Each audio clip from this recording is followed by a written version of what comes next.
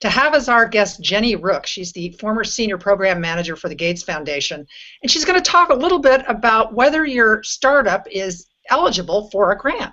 Welcome, Jenny, and we're going to jump right in with our first question, and is that, do entrepreneurs sometimes dismiss even the possibility of a grant, and should they dismiss it so quickly?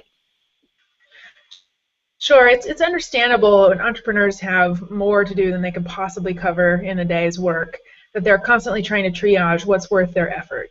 And it's true that grants can be very difficult to get. They don't apply to all startups.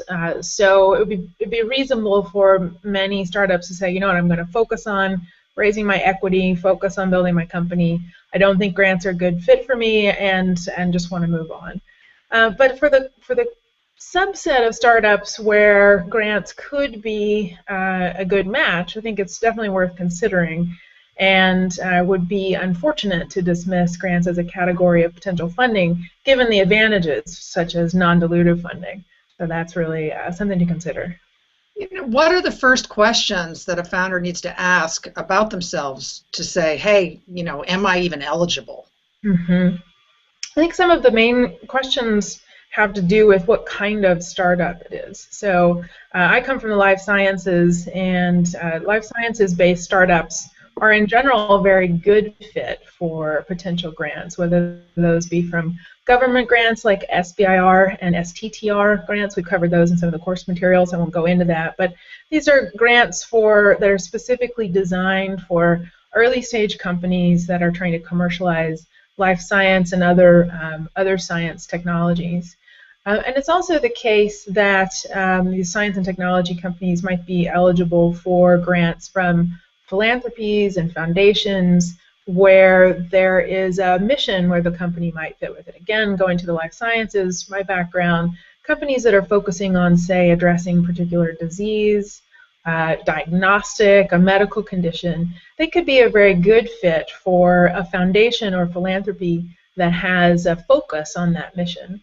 So I think kind of assessing, am I a company or a startup that is not just building products or services that are commercially relevant, but do they address some area where funding that might be available to encourage activity in the area that's not commercially relevant, and that includes things like advancing science, advancing development of technology, commercializing technology out of universities, and then aligning with the missions of philanthropies and foundations. What kind of research should you be doing, and how extensive when you're looking for, let's say you feel like, well, maybe I can do this, maybe I am eligible. How extensive should your research be? Right. It's useful, as is often the case with startups, to talk to your peers. Right. That's a great way to very quickly cut through all of the difficult searching you could be doing. It's easy to get kind of lost in the world of Google searches. But if you have some peer companies that are maybe working in similar or parallel areas, talk to them about what grants they've maybe considered. And that might be a way to accelerate the process of figuring out, is this something I should be doing? If you are in a science and technology area as a company, then a great place to look is at the various divisions of the U.S. national government, if you're a U.S.-based company, such as the National Science Foundation and the National Institutes of Health, and the various branches of the National Institutes of Health. Like you might have a focus on infectious disease or on cancer, and so there would be a subset of the NIH that might be relevant to your particular company. So those are some places to start searching. I was going to ask you about the government grants. What are the pros and cons of applying for government grants is the first part of my question. The second part is, do they really only fund technology and bioscience companies? I would say primarily they do. So if you're building a consumer app or a consumer-based product, or maybe an enterprise product or service, that can be more challenging to find appropriate government funding. But if you're in a life sciences, or I would say kind of physical technology company where there is strong government funding for academic research already, then that gives you a higher likelihood of finding a match. Okay, and I do see that there are some people joining us. So if you have any questions for Jenny Rooke, the former senior program manager for the Gates Foundation, also one of the instructors for raising startup capital, please go ahead and type them in, and she can answer them. If someone is eligible and for a grant, and they've decided this is the way they want to go, it just sounds like a dream come true. How challenging are some of the strings that can be attached to these grants? Yeah, the challenges include some grants are not really, especially government grants, are not really tailored for small companies, in that the application process, the accounting process, or the reporting requirements can be fairly onerous for small companies. So there are a couple ways around that. One, again, the small business focused grants, SBIR, STTR, those are worth looking at because those are designed with small companies in mind, so the burden of applying and managing them is lower. Can you go ahead and tell us what those acronyms are, Jenny? Go ahead. For those who don't know what those acronyms are. If I remember, they're so commonly just used as acronyms. Let's see. I think the SBIR is Small Business Innovation Research, potentially, something close to that. I probably got 3 out of 4. And STTR is possibly something like Science and Technology Translational Research. And again, SBIR is focused on small businesses that are commercializing science and technology. They come from the various branches of the government, so you can get an SBIR from NSF or from the National NCI, from the NIAID if you're in infectious diseases. So you apply for SBIR from specific branches of these funding agencies of the government. STTR, I think that's also true, and STTR's focus on commercializing technology specifically out of the U.S. government-funded universities. So that would be a subset of even the companies that are eligible for SBIRs. Another less burdensome way that startups should think about accessing government grants or philanthropic or foundation grants is actually partnering with large companies who might already be kind of in the grant stream and are looking to access innovative technologies and talent, and might be willing to take on the burden of application and administration and make the small company a subcontractor to the large company grant. We also had a student or a viewer jump in, and it's the small business tech transfer. Great, thank you. Thank you for that, Sabit. You mentioned, too, during the class that large corporations do give grants. When does that happen, and what kinds of startups? Can it be a consumer app in that case? I would think theoretically. I think in general what you see with grants is that whether it's the government or a foundation or a company, the entity is attempting to encourage activity in a space that maybe where free market forces are not as strong. So that might be where purchasing power is not as high, or the markets are not as large, philanthropic causes. So it can be difficult to find a grant for something where you can argue that if you had a great product, you're going to be able to drive, and you execute well, you can drive revenues. And so grants often are in places where the ability to drive revenues is challenging, either because the market isn't as strong or the path to market is much longer and higher risk, technologically speaking. If you have a consumer app, but is there any place to really go to try to get funding? For grants, I think that's really challenging because, again, those conditions don't really apply. So you're talking about consumer markets, the barrier to entry in the market is low, the time to market is pretty quick relative to something like a drug, for example. So in general, those are going to be a harder fit, and you're going to have to be really clever to find the rare exception. And that's where a startup might decide, hey, that's just not worth my time. I can either bootstrap or raise equity funding pretty quickly as a consumer app versus wasting time trying to find that rare and strange fit of a grant for that. talking about time, how much time are you going to end up investing as a startup trying to get a grant? And how many places should you be going? Should you just be hitting everybody? Right. And if you do that, what kind of Right. time are you talking about? Yeah, this is one of those. There's no hard and fast rule, and you can certainly. There's the potential to spend a lot of time researching possible grant funding opportunities, writing applications, following up on those applications. So it's important to triage there. And again, that I think one of the first steps is my company and is my work a good fit for the funding agency? So when I was at the Gates Foundation, the Gates Foundation has the benefit of being very well known, and so many companies and other researchers will apply quite readily, often in fields that have absolutely nothing to do with what the foundation focuses on. And it's not like the foundation is quite transparent about its mission and the things that it funds. So often I will field questions from folks who say, hey, I'd like to get funding from the Gates Foundation. Would you review my business plan? And I start by asking, have you read the website? Right? It's out there. The information is out there, whether we're talking about the Gates Foundation, the National Institutes of Health, or National Science Foundation. In the days of the web, the information about what these different agencies is funding is there and available. So I think you can take a quick 5-minute read and just eliminate those agencies or those foundations that are just not a fit for what you're doing with your startup. And then you're not wasting a lot of time preparing applications and managing that application process where there's very little chance of funding. Now, I'm not sure.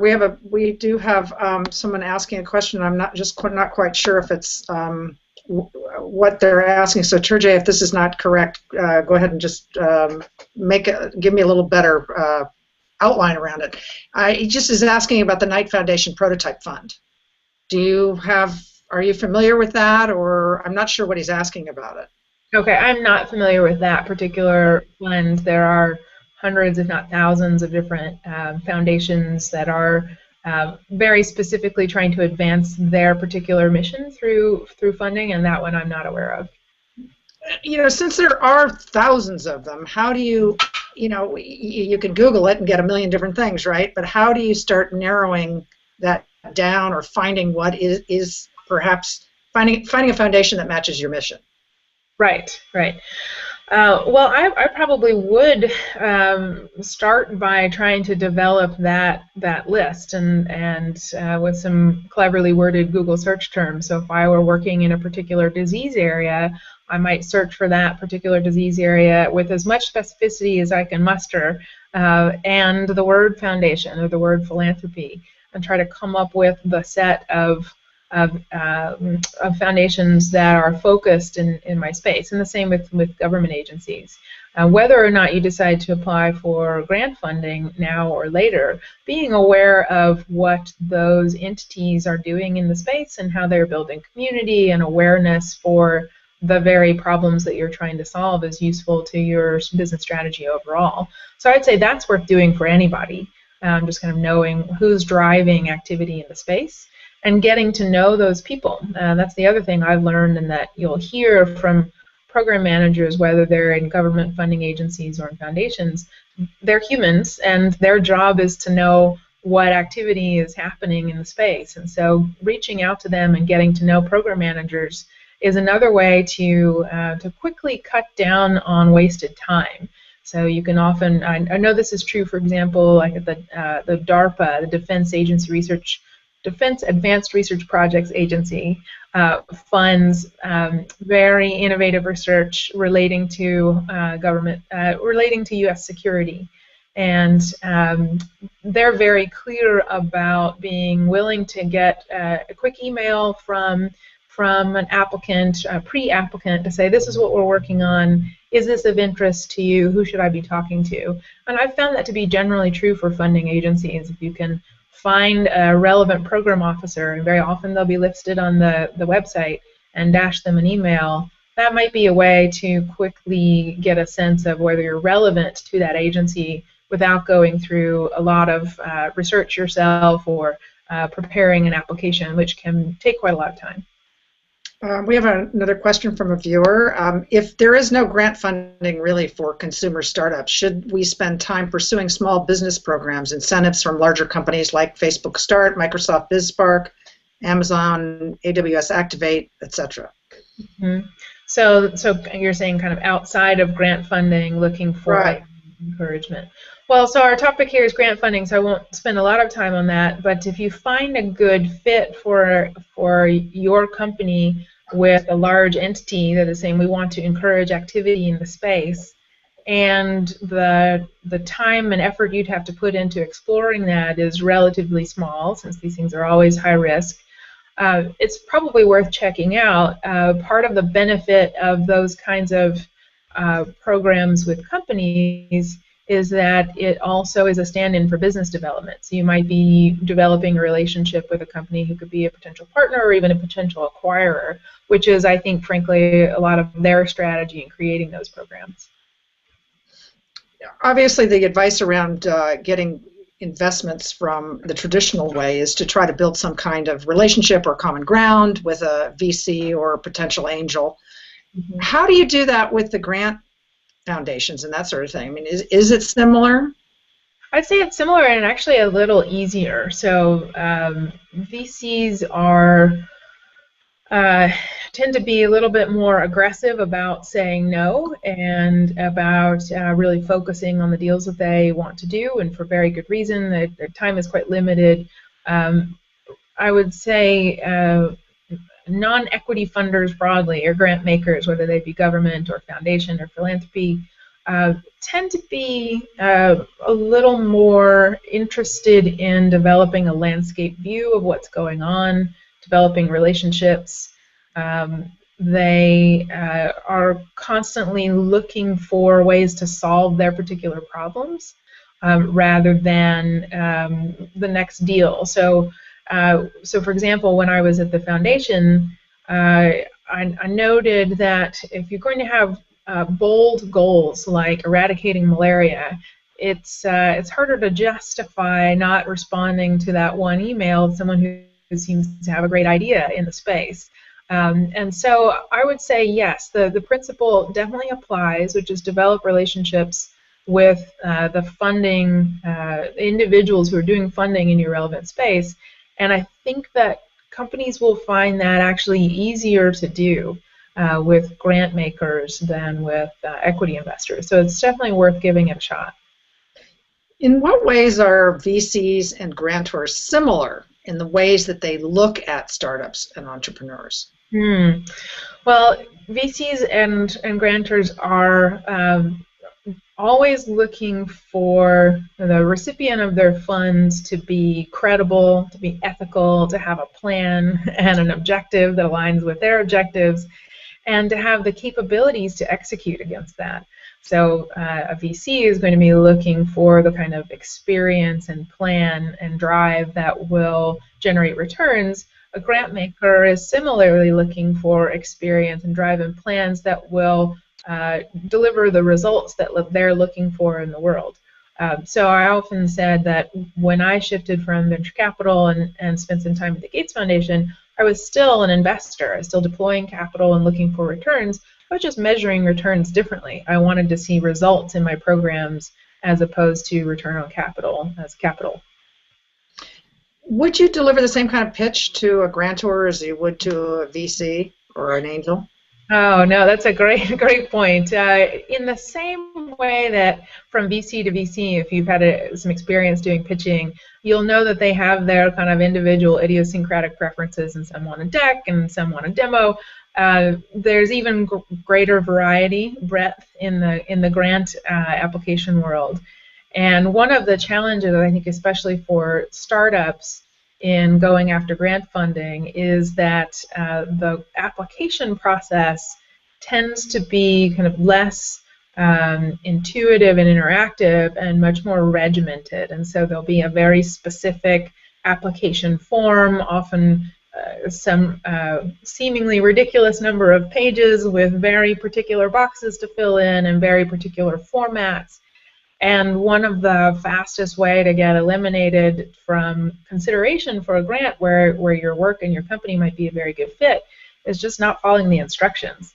And so companies can avail themselves of grant writing workshops that are often put on by these government agencies, by some of the larger foundations, where the grantors have recognized that it's actually challenging simply to follow the instructions that they put out, and they want to help applicants do that in a way that's effective so that that's not the barrier. So applicants really have to tailor their applications to each grantor, and that's different agency to agency or philanthropy or foundation. So you really have to pay attention to those instructions that are usually part of the application materials. That was actually leading into my next question, and that is, should you spend the money and just hire a grant writer?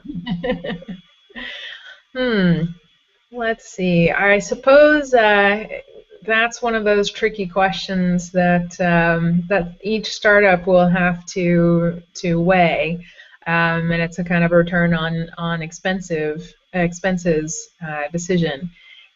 I would say for smaller grants that have a less burdensome application process, and in those I would include the SBIRs, the STTRs, the Gates Foundation Grand Challenges Explorations Program, which is a 2-page application. Those, it's worth doing yourself. You can borrow a lot of the same materials that you would have in your business plan or pitch deck, for example. Again, if you're a science-heavy or technology-heavy company anyway. If you have decided to go out for a very large grant, let's say there's a $10 million DARPA program that you've decided to go for, getting some professional help for that might make sense because your potential win is a lot larger.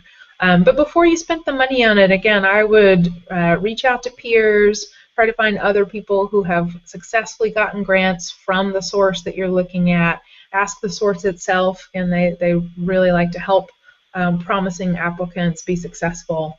And then if it looks like it's something you really want to go for, but it's not the best use of your time as the core team, then yes, looking at a professional grant writer who has a great track record with your particular target might be a good way to go. You know, we have lots of students and often viewers from overseas, and how difficult is it for an overseas startup to get a grant from, I don't even know about the U.S. government, but even from foundations and that sort of thing? Right. Very much it depends. So this is one of the challenges of getting grant funding, is that it's so different from government agency to government agency or country to country. I would say that being outside of the U.S. and being a startup, if you are in that category, you know it has its challenges, for example, accessing venture capital. But one of the upsides is that many governments around the world are wanting to catalyze startup activity and investment in the startup space. And so governments, both country and also state and city, municipal, will create funding pools for startup activity. So if you're ex-US, it might be very challenging to get a US government grant, but the competition for grant funding, or even sometimes local equity funding set up by your local government, is much lower. So you've got a different pool that you can look into. And again, asking your kind of peer network about what might be available to you would be a great way to find out about your particular local funding sources. How about if you're in the U.S. but you're in an area where there's not really much of an entrepreneurial community? Does that help or hurt you when you're applying for a grant? Or can that help or hurt you? Right. So you mean geographically in the space? Right. Geographically. Mm-hmm. I think that makes it very challenging to get VC funding, but probably makes less difference to get grant funding, because often application for grant funding is not kind of in person and locally with a granting agency, but is done through an application as opposed to a meeting at a VC office. So you might actually be kind of in a better position in that case relative to VC funding. Now, I think that's probably true both for federal grant funding as well as, again, philanthropies and foundations who are focused on advancing whatever their mission is, and they're typically less concerned about geography. So that could be an advantage as well. If you're finding it's challenging to access venture funding where you are because of your geography, that might make grant funding a slightly more attractive category for you to consider. And again, I would definitely look into local funding, whether it's grant or loans sometimes, or equity matching from your state and city governments in those geographies. Is there a difference too with grants whether your product is fully developed or not? Most of the grant funding that I've seen has to do with product development. So that's definitely true for the science and technology funding that we're talking about, and is a very good reason for companies who are in the early stages of development to consider grant funding. So when you're trying to retire technical risk and you've got a long time ahead of you before you're going to have a product ready, you have to make those equity dollars stretch. And so SBIR and STTR and other NIH and NSF type funding for the sciences is a good match for that early product development. I think it can be more challenging to find grant funding for products that are already ready. So then you're looking for grant funding that is specific to getting products out into the world. That might be true. One way to think about that is whether a product that the company has developed and that is selling to markets might have a second application, again, in a space where markets are not functioning as well. So this is true, again, for the Gates Foundation, just to use that example. You might have a drug or a diagnostic that is relevant to, say, the U.S. market. Hard to get grants for that, you should just be selling it. But perhaps it's also relevant to the developing markets, let's say to Africa, where there isn't funding, there isn't the ability to pay for that product, but the availability of that product would have significant health impact. And that's where you might really think about grant funding from, say, the Gates Foundation or another philanthropic agency who's interested in seeing the product that you've developed be available to a broader set of users who might not have the ability to pay for it. And that can help you really scale up your commercialization activities. Knowing that it can be a complicated process that can take a long time in applying for a grant, should you be applying for maybe, as long as you got into it and you've got into the application process, should you be applying for multiple grants to see what comes through? Yeah. That kind of thing, or I think that's a good idea. You might think of it as managing, just like you do with your other sources of financing, where you might have multiple individuals that you're hoping might invest and VCs that are at different stages of diligence. You think of it as managing a pipeline of potential funding sources. In general, I would say startups might think of grant funding as potential upside. So you don't necessarily plan for it, but if you get it, then extend your runway, or it allows you to explore an alternative technology solution to part of the challenge to your product development plan. So I would say that keeping a kind of low level of running grant applications during your, for example, product development cycle is a really good idea. And even once you've started launching products, going back and applying for grant funding for future product versions or modifications or alternatives might be again to give you some potential upside to explore a broader technology space or feature space that if you don't have it, it doesn't bring the company down, so you're not dependent on it, but it helps bolster your activities and expand the set of activities you can potentially fund. Does it influence, if you want it down the line to go ahead and go to a VC or an angel for further funding, does the fact that you got a grant, does that hurt your chances? Does that influence, what kind of impact does it have? I would say it's generally neutral to positive, generally positive, because it indicates that you have that you can put a pitch together, that you can follow instructions, that you can follow through, that you can execute on something, and that someone who is presumably to some extent an expert in your space thinks that what you're doing is worthwhile and innovative and interesting. So I have seen, both as a VC and as a funder, a grant funder, the fact that a startup has a grant from a relevant, whether it be a government agency or philanthropy, be a real stamp of approval or credibility to a funder subsequently who during diligence is trying to understand, is the company really innovative? Is the company doing something that's distinctive in the space? So yes, I think it can be a nice kind of feather in your cap, or a point in the overall diligence package that can sway an investor in a positive way. I know it has worked for me, for example, when, in particular, when I've looked at startups who have pursued funding from agencies that I'm familiar with, and I know how challenging it is to get those grants.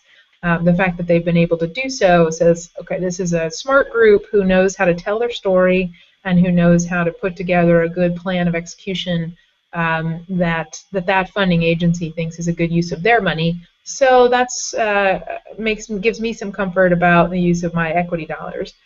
And in addition, it says that the company will probably be able to get a little bit farther on my equity dollars because they've got some non-equity funding that will help fund their activities. So generally positive. I'm just curious. Foundations can often compete for donations, right? Is there ever a problem with getting grants from two foundations? Do they want to know who else you're getting money from, or is that ever an issue? I imagine it can be. I think that's more likely to come up in government funding. What grant funders don't like to do is to have multiple agencies paying for the same work. Right. So if you're going to apply for multiple grants from multiple agencies, or even from the same agency, you'll need to be clear about that you're applying to do a specific body of work with a specific budget that delivers specific outcomes. And so if you've got a second application, either again to the same agency or to a quote competing foundation, that's fine as long as it's clear it's for a separate purpose. What they wouldn't want to find out is that I've given you $1 and they've given you $1 and you're spending that $2 on the same same activity that should have only cost $1. So nobody likes double paying for the same work. Okay, great. Well, we've gone over the time. Jenny Rooke, thank you very much for joining us for eligibility for a grant, and really enjoy your lectures. And once again, thanks for even being part of Raising Startup Capital for KFA. My pleasure. Thanks for the great questions, and good luck, everyone.